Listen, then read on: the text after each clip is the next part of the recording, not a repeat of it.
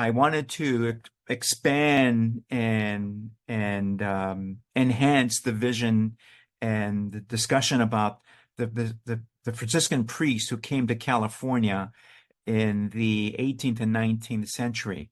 The second point was I wanted to also expand upon the cultural exchanges between Islam and Christianity, especially through Spain.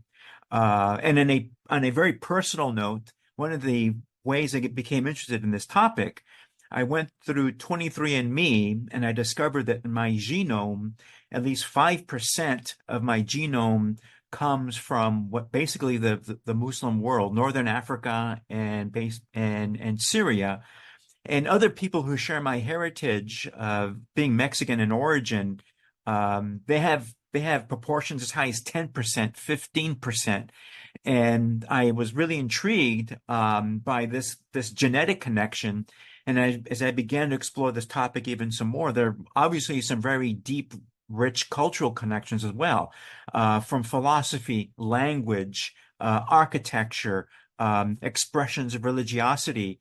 Um, and I thought this is a really rich topic.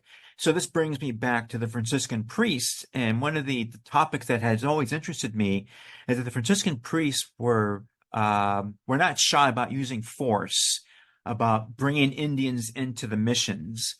And I began to really think about this topic. Where did this impulse come from? Since Christians, and I say this as a practicing Roman Catholic, supposedly Christianity is supposed to follow Jesus' teachings about turning the other cheek, loving your enemy, not to use violence or force to bring people into the faith.